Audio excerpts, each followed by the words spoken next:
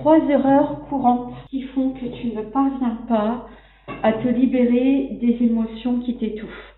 Donc, je suis Mélanie Julien, médium, thérapeute, mère de 3 enfants et très à la bourse sur mon emploi du temps. Donc, je vous remercie pour votre tolérance sur ce petit épisode culinaire.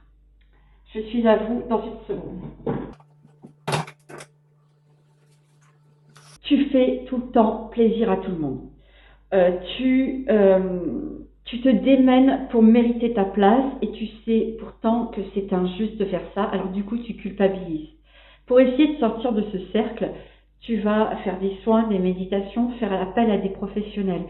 Et pourtant, ça ne passe pas. Il y a toujours ce vide intérieur ou cette espèce de tempête émotionnelle qui fait que tu ne te sens pas bien et tu n'arrives pas à t'épanouir. Tu commences à te sentir frustré, à culpabiliser, à avoir un sentiment d'impuissance et surtout un profond sentiment d'injustice parce que tu n'es pas inactive. Tu fais des choses pour aller bien, mais tu n'y arrives pas.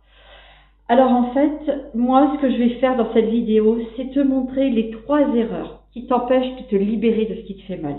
Et surtout, la bonne nouvelle, c'est t'expliquer ce que tu dois faire. L'erreur la plus courante et la plus répandue, c'est que tu essayes de comprendre au lieu de ressentir.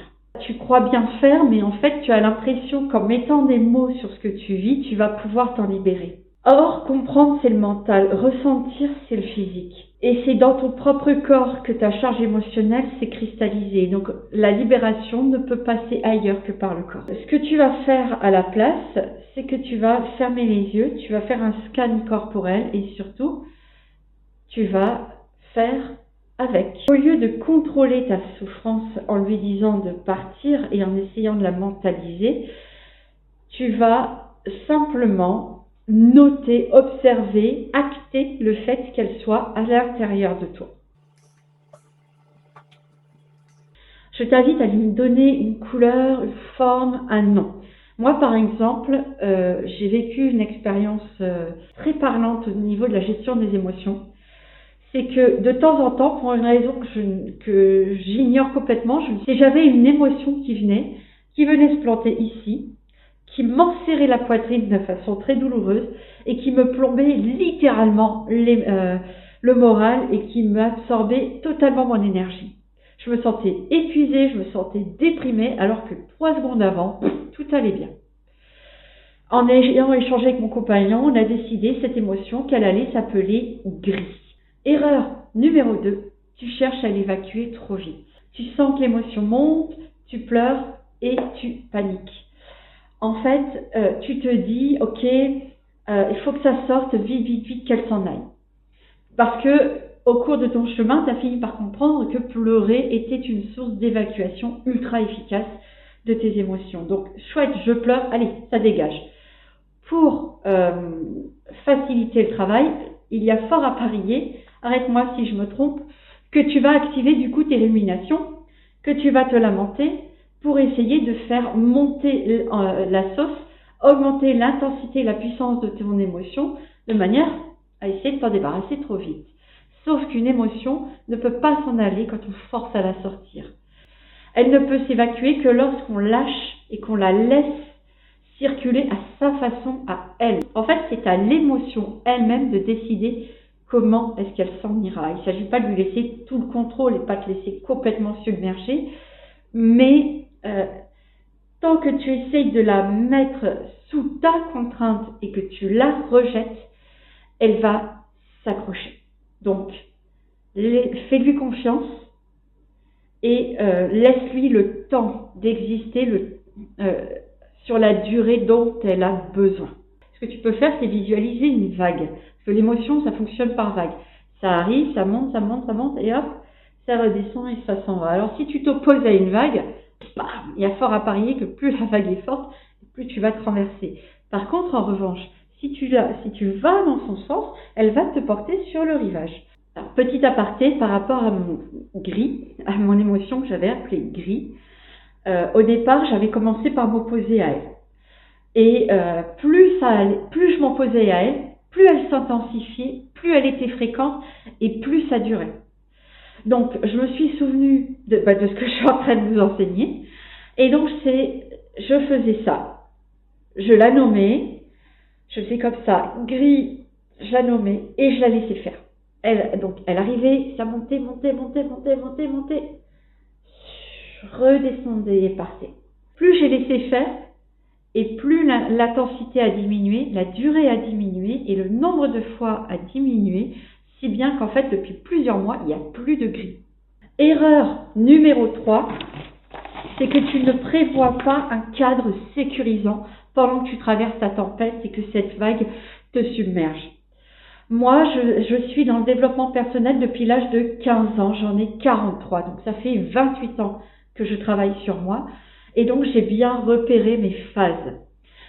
Quand j'absorbe un choc, une émotion, un événement déclencheur, là, dernièrement, c'est le départ de mon fils chez son père, la première phase chez moi pour accueillir cette douleur, parce que pour moi, c'est une douleur, c'est me mettre dans ma grotte. Je ne sors pas, je ne parle pas, j'agis au minimum, je suis vraiment dans ma bulle. Et la seconde phase, donc la phase qui nous occupe là, maintenant, pendant la vidéo, c'est le moment où on a envie de pleurer et on a toutes ces joyeusetés physiques qui se manifestent, c'est-à-dire les muscles tendus, le cœur qui s'accélère, la boule dans la gorge, le ventre noué, les insomnies et compagnie, mon Dieu, c'est que du bonheur. À ce moment-là, moi, dans cette phase-là, j'ai besoin d'être accompagnée.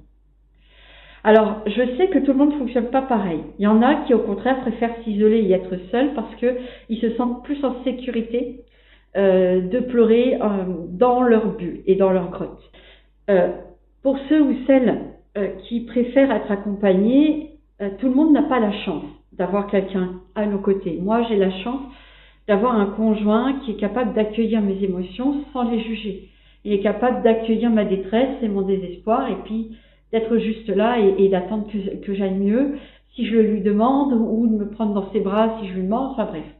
C'est pas le cas pour tout le monde. Moi non plus, j'ai pas toujours vécu ça. J'ai eu des moments de détresse absolue, voire même dangereuse puisque je planifiais mon suicide. J'étais complètement seule. Mais pour rompre en fait avec cette solitude, j'ai utilisé tout simplement les écrans. J'avais un ordinateur portable. Donc, les moments de plus grand désespoir, je mettais soit de la musique, soit des podcasts, soit j'étais en train de jouer à des jeux débiles qui me permettaient tout simplement d'avoir comme une espèce de présence. Alors, ce que tu peux faire, ce que je t'invite à faire, c'est prévoir dès maintenant un cadre sécurisant, une espèce de kit de sécurité pour que tu puisses traverser ta prochaine tempête, donc sans que tu aies besoin de te prendre la tête.